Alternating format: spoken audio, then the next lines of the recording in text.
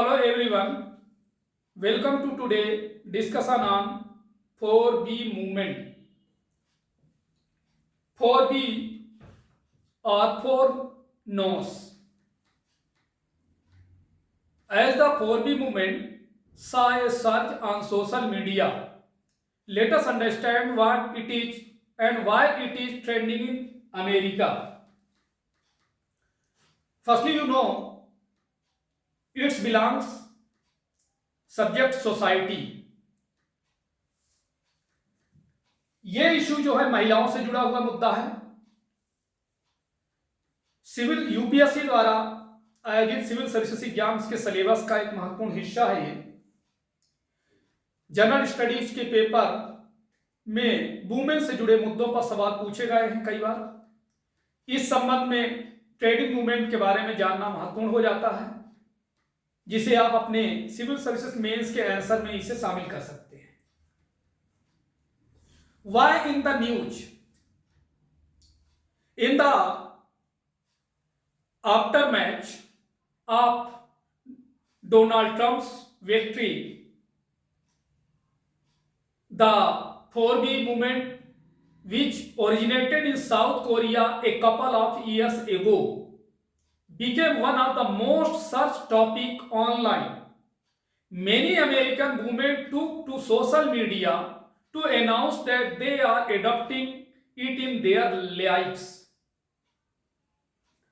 अमेरिकी राष्ट्रपति अभी हाल ही में डोनाल्ड ट्रंप की जीत के बाद 4B आंदोलन, जिसकी शुरुआत कुछ साल पहले साउथ कोरिया में हुई थी, ऑनलाइन सबसे ज्यादा खोजे जाने वाले सब्जेक्ट में से एक बन गया। कई अमेरिकी वुमेन्स ने सोशल मीडिया पर घोषणा की कि वे इसे अपने जीवन में अपना रही हैं। Now let us start. What is the 4B movement? 4B आंदोलन है क्या? 4B Korean word means no, बिहोन means refusal of heterosexual marriage. Next B means bichulsan. Bichulsans means childbirth. Next B means bione means romance, and next B means viskesu, that it means sexual relationships. Why is it ongoing?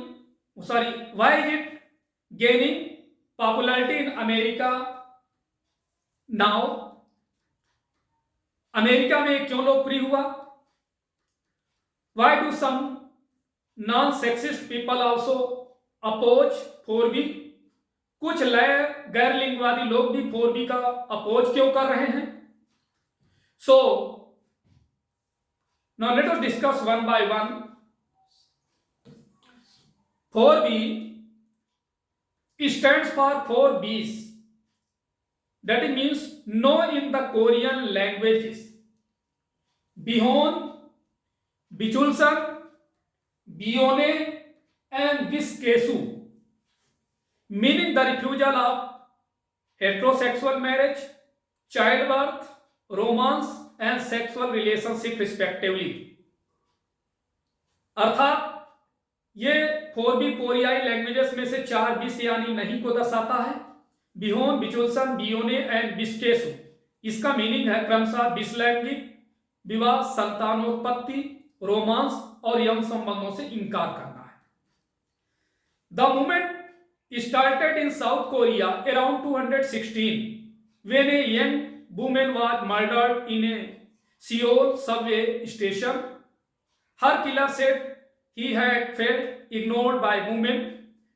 This was also the time when multiple women in South Korea reported having been filmed by spy cams in washrooms or while having sex by strangers as well as men known to them.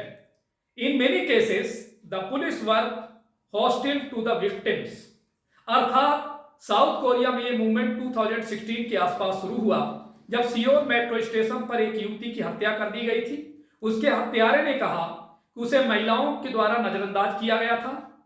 ये वो समय भी था जब south Korea में कई women's ने बताया कि उन्हें शौचालय में या सेक्स करते समय अजनबियों के साथ साथ उनके परिचित पुरुषों द्वारा जासूसी कैमरों द्वारा फिल्माया गया था। कई मामलों में पुलिस पीड़ितों के प्रति सतर्कतापूर्ण थी।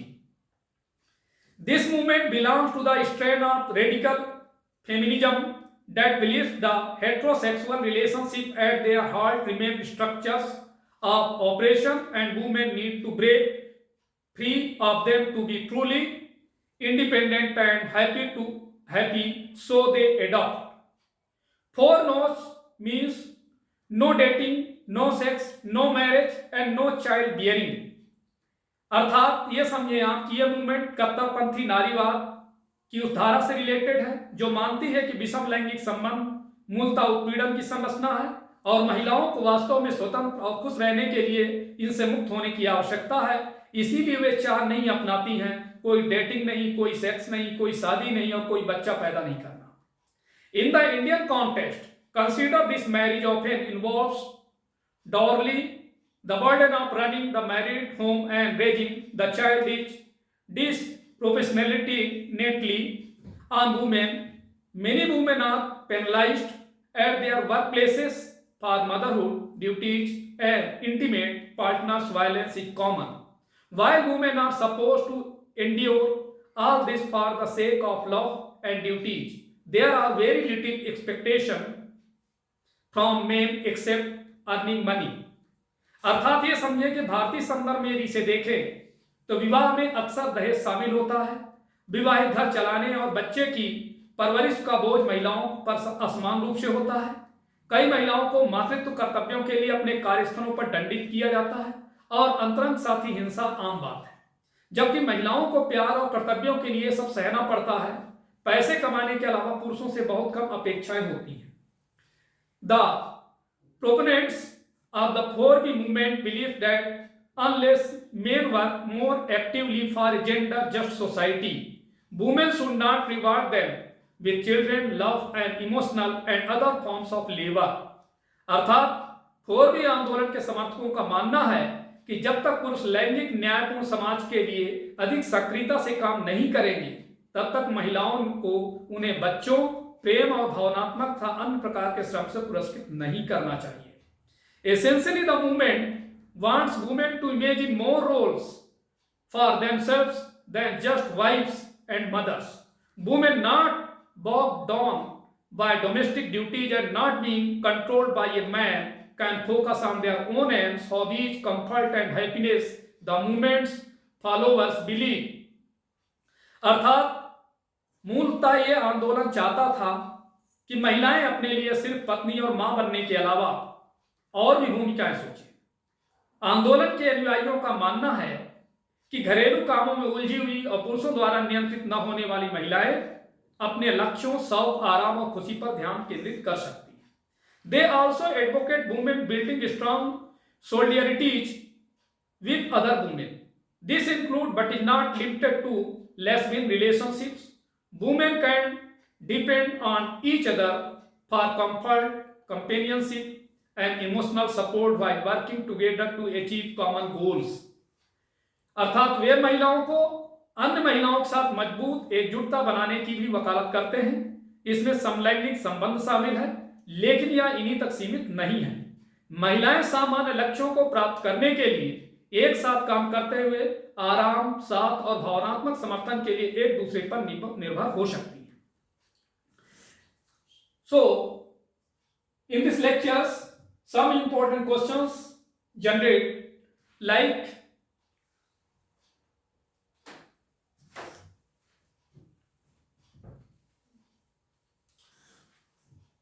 why is it gaining popularity in America now? That it means ये अमेरिका में क्यों लोकप्रिय हो रहा है?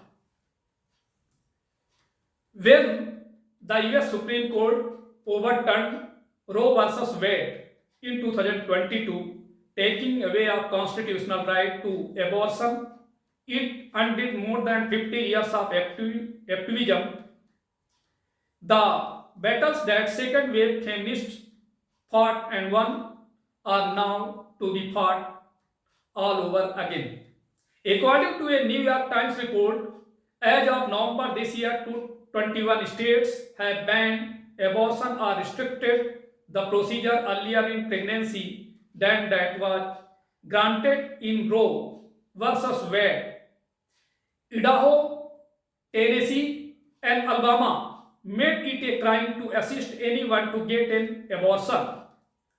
After the election, pro-Trump social media influencers trended a misogynist campaign called Your Body, My Choice, which normalizes rape and forced pregnancy. Undoubtedly, the slogan was an antithesis of the feminist slogan, My Body, My Choice. The underlying idea is to strip women of their agency. According to Angelica Eribon, in America, the movement is not just about resisting deeply rooted systematic inequalities, traditional gender roles, and the disproportionate burden of domestic responsibilities, but also about women reclaiming agency over their bodies from the looming threats, legal as well as misogynistic men. It is a war cry. अर्थात ये समझे कि जब अमेरिकी supreme court ने 2022 में रो बनाम वेड मामले को पलट दिया तो गर्भपात के संवैधानिक अधिकार को छीन लिया। इसने 50 से ज्यादा सालों की सक्रियता को खत्म कर दिया। दूसरी लहर के नारीवादियों ने जो लड़ाई लड़ी और जीती, उसे अब फिर से लड़ना होगा। न्यूयॉर्क टाइम्स की रिपोर्ट के अनुसार इस साल लगभग नवंबर तक 21 राज्यों ने रो बनाम वेड में दी गई अनुमति से पहले गर्भपात पर प्रतिबंध लगा दिया या गर्भावस्था में प्रक्रिया को प्रतिबंधित कर दिया है। इडाहो, टेनेसी और अल्बामा ने गर्भपात कराने में किसी की मदद करना अपराध बना दिया। इलेक्शन के बाद डोनाल्ड ट्रंप समर्थक सोशल मीडिया प्रभावितों ने आपका शरीर मेरी पसंद नामक एक महिला विरोधी अभियान चलाया जो बलात्कार और जबरन गर्भधारण को सामान्य बनाता है। निसंदेह ये नारा नारीवादी नारे मेरा शरीर मेरे पसंद का विरोधी था। अंतर्निहित विचार महिलाओं को उनकी स्वतंत्रता से वंचित करता है। एंजेलिका अरिबम के अनुसार अमेरिका में यह मूवमेंट केवल गहरी जड़ें जमाए बैठी व्यवस्थागत असमानताओं, पारंपरिक लैंगिक भूमिकाएं और घरेलू जिम्मेदारियों का बेहिसाब बोझ का विरोध करने के बारे में नहीं है, बल्कि महिलाओं को अपने शरीर पर अधिकार वापस पाने के बारे में भी है, जो कानूनी और स्त्री द्वेषी पुरुषों के मंडराते खतरों से सुरक्षित है। यह एक युद्ध घोष है। Next is why do some non-sexist people also oppose 4B? That means कुछ गैर लिंगवादी लोग भी 4B का अपोज क्यों करते हैं? Some point out that just cutting off contact with men is not a solution. This puts the onus of staying away from men on the women instead of demanding change and accountability from men. Believing men as incapable of reform can play into the voyage will be voyage. School of thought. It is argued meaningful change can come by raising awareness and a sense of responsibility among men, and this can happen by pushing back from within relationship. It is pointed out. Others point out that such totalitarism movements can be exclusionary of transgender rights. Another criticism is that these movements rob women of choice. One can be frustrated with inequality but they still want children, or in the case of heterosexual women, sexual pleasure. कुछ लोगों का यह कहना है कि सिर्फ पुरुषों से संपर्क खत्म कर देना ही समाधान नहीं है। इससे पुरुषों से दूर रहने की जिम्मेदारी महिलाओं पर आ जाती है, बजाय इसके कि वे पुरुषों से बदलाव और जवाबदेही की मांग करें। तर्क दिया जाता है कि पुरुषों को सुधार के अयोग्य मानना लड़के तो लड़के ही रहेंगे वाली विचारधारा को बढ़ावा दे सकता है। पुरुषों में जागरूकता और जिम्मेदारी की भावना बढ़ाकर सार्थक बदलाव लाया जा सकता है और ये रिश्तों के भीतर से दबाव डालकर हो सकता हो, ऐसा बताया जाता है। कुछ लोग ये कहते हैं कि इस तरह के समग्र आंदोलन ट्रांसजेंडर अधिकारों का बहिष्कार कर सकते हैं। कुछ आलोचक ये भी कहते हैं कि ये आंदोलन महिलाओं के चुनाव का अधिकार छीन लेंगे। कोई व्यक्ति असमानता से निराश हो सकता है, लेकिन फिर भी बच्चे चाहता है कि ये बच्चे चाहता है या विकलांगिक महिलाओं के मामले में यौन सुख चाहता है। तो ये फोरबिस में था। यहां पर देखिए गुलाब गैंग, जो कि इंडिया में चर्चा में रहा। तो गुलाब गैंग के बारे में जाने। In 2002 Suman Singh Chauhan of Badausa in Uttar Pradesh, Banda, was faced with an incident wherein her friend had been beaten up by her alcoholic husband. She gathered some of her friends and neighbors and rushed to her friend's house and thrashed her husband publicly. This incident is part of the origin of a group of women vigilance in Badausha who took it upon themselves to correct social evils. Calling themselves the Gulab Gang means Pink Gang, the group did not just limit their activists to fight against gendered social evils, but rather battled against several other wrongdoings such as holdings, bravery, caste, discrimination, and several others. Wearing pink saris and carrying bamboo sticks, they frequently resorted to violence in order to make their voice heard. अर्थात वर्ष 2002 में UP के बांदा के बदौशा की सुमन सिंह चौहान के साथ एक घटना घटी, जिसमें उसकी सहेली को उसके शराबी पति ने पीटा था। उसने अपने कुछ दोस्तों और पड़ोसियों को इकट्ठा किया और अपनी सहेली के घर पहुंचकर उसके पति की सरेआम पिटाई कर दी। इस घटना ने बदौशा में महिला सुरक्षा कर्मियों के एक समूह की नींव रखी, जिन्होंने सामाजिक बुराइयों को दूर करने का बीड़ा उठाया। खुद को गुलाबी गैंग कहने वाले इस समूह ने अपनी गतिविधियों को सिर्फ लैंगिक सामाजिक बुराइयों के खिलाफ लड़ाई तक सीमित नहीं रखा, बल्कि जमाखोरी, रिश्वतखोरी, जातिगत भेदभाव और कई अन्य गलत कामों के खिलाफ भी लड़ाई लड़ी। गुलाबी साड़ी पहनकर और बांस की छड़ियां लेकर अपनी आवाज बुलंद करने के लिए वे अक्सर हिंसा का सहारा लेते थे। तो ये था देखिए गुलाबी gang. This is a very important topic for civil service main exams and this topic belongs to society. So इस लेक्चर्स को आप लोग अच्छे से सुने होंगे और इससे रिलेटेड आप आंसर राइटिंग प्रैक्टिस करें। तो आज इतना ही, धन्यवाद।